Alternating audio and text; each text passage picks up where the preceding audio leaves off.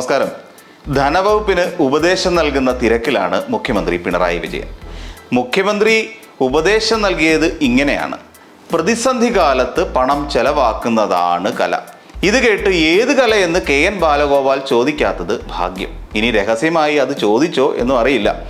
അതുമാത്രമല്ല, പണമില്ലാത്തതിൻ്റെ പേരിൽ ക്ഷേമ പെൻഷൻ അടക്കം സാധാരണക്കാർക്ക് കിട്ടുന്ന ആനുകൂല്യങ്ങൾ മുടങ്ങരുതെന്നും മുൻഗണനാക്രമം നിശ്ചയിക്കണമെന്നും മുഖ്യമന്ത്രിയുടെ ഉപദേശത്തിലുണ്ട്.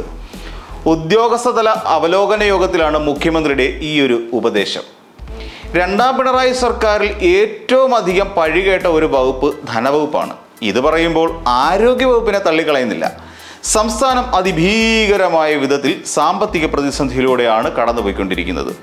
കൊട്ടിഘോഷിച്ചുകൊണ്ട് പദ്ധതികൾ പ്രഖ്യാപിക്കുകയും അതിനായി പണം അനുവദിക്കുകയും ചെയ്യുന്ന കാര്യത്തിലും ഒട്ടും കുറവില്ല. പക്ഷേ അതൊന്നും പദ്ധതി നടത്തിപ്പിന് തികയില്ല എന്ന പരാതിയും ചില വകുപ്പുകൾക്കുമുണ്ട്. കലയറിയാത്തതിൻ്റെ പ്രശ്നമാണ്. പദ്ധതി മാത്രമാണോ ഇങ്ങനെ തുലാസിലായി നിൽക്കുന്നത്? അല്ല. രണ്ടാം പിണറായി സർക്കാർ അധികാരത്തിൽ വരാൻ പ്രധാന കാരണമായിരുന്നു ക്ഷേമ പെൻഷനും കിറ്റും. കയറിയ പാടെ കിറ്റിൻ്റെ കാര്യത്തിൽ തീരുമാനമായി. ഇതിപ്പോൾ ക്ഷേമ പെൻഷനും 3 മാസത്തോളം കുടിശ്ശിക വരുത്താനും നമ്മുടെ സർക്കാരിന് കഴിഞ്ഞിട്ടുണ്ട്. ധനവകുപ്പ് സെക്രട്ടറി അവതരിപ്പിച്ച റിപ്പോർട്ട് കണ്ടിട്ടുള്ള ഞെട്ടലിലാണ് പുതിയ തീരുമാനം വന്നത്. തൽക്കാലം ചെലവ് ചുരുക്കി മുന്നോട്ട് പോകുക മാത്രമാണ് മുന്നിലുള്ള ഏക പോംവഴി എന്നാണ് മൊത്തത്തിലുള്ള അവലോകനത്തിൻ്റെ രത്ന ചുരുക്കം. ഇത് കേട്ടപാടെയാണ് മുഖ്യമന്ത്രി കലയെക്കുറിച്ച് എല്ലാവരെയും ബോധ്യപ്പെടുത്തിയത്, പ്രത്യേകിച്ച് ധനവകുപ്പിനെ. കേന്ദ്രമാകട്ടെ പൊതുവിപണിയിൽ നിന്നും കടമെടുക്കാനുള്ള പരിധി വെട്ടിക്കുറച്ചതിനെക്കുറിച്ച് മിണ്ടാട്ടമില്ലാതെയാണ് ഇരിക്കുന്നത്. അപ്പോൾ ധനവകുപ്പ് ഇനി കല പഠിച്ചേ മതിയാകൂ എന്നാണ് മുഖ്യമന്ത്രി പറയുന്നത്. മന്ത്രിമാർക്ക് എങ്ങനെ ഭരിക്കണമെന്ന് പഠിപ്പിക്കാൻ കോച്ചിങ് ക്ലാസ് നടത്തിയതുപോലെ ഇനി പണം ചെലവഴിക്കുന്നതിലെ കല പഠിപ്പിക്കാൻ എന്തെങ്കിലും ക്ലാസ് ആരംഭിക്കുമോ എന്നും കണ്ടറിയണം.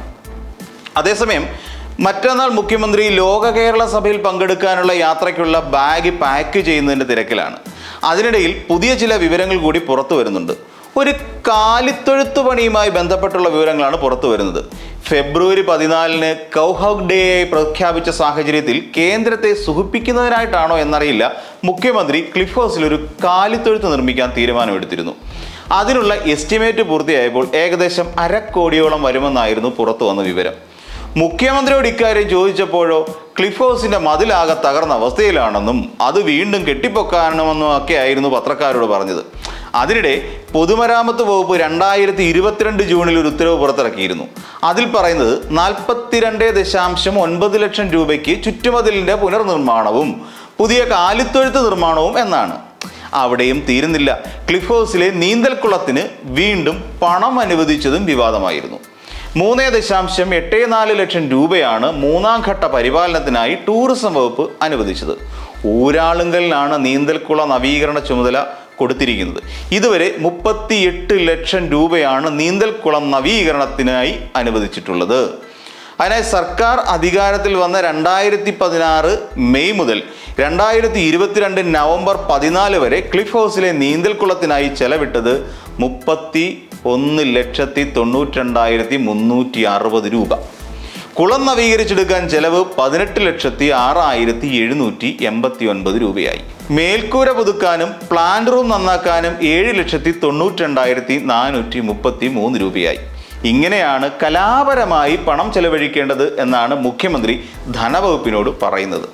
അതിനിടയിൽ മുഖ്യമന്ത്രിയുടെ ഓഫീസ് നവീകരണത്തിനും ഏകദേശം 14 ലക്ഷത്തോളം രൂപ ചെലവാക്കുന്നതായുള്ള വാർത്തകളും പുറത്തു വന്നിരുന്നു. എന്തായാലും കേരളം വികസനത്തിന്റെ പാതയിലാണ് മുന്നോട്ട് പോകുന്നതെന്നാണ് നമ്മുടെ ധനസ്ഥിതി വ്യക്തമാക്കുന്നത്. ഇതിനിടയിലാണ് എങ്ങനെയെങ്കിലും കരകയറട്ടെ എന്ന് കരുതിയാണ് ബാലഗോപാൽ സാർ ഒരു ബഡ്ജറ്റ് ഉണ്ടാക്കിയെടുത്തത്.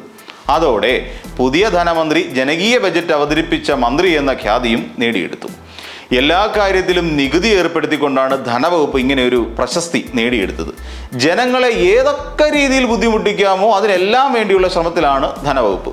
5000 കോടി അധിക വരുമാനം ഉണ്ടാക്കാനുള്ള തീരുമാനത്തിലാണ് ഇത്. എന്തായാലും കാര്യങ്ങൾ കുഴപ്പത്തിലേക്ക് പോകുമ്പോൾ ഒരു പഴഞ്ചൊല്ലാണ് ഓർമ്മ വരുന്നത്: ഓണം പിറന്നാലും ഉണ്ണി പിറന്നാലും കോരന് കുമ്പിളിൽ തന്നെ കഞ്ഞി.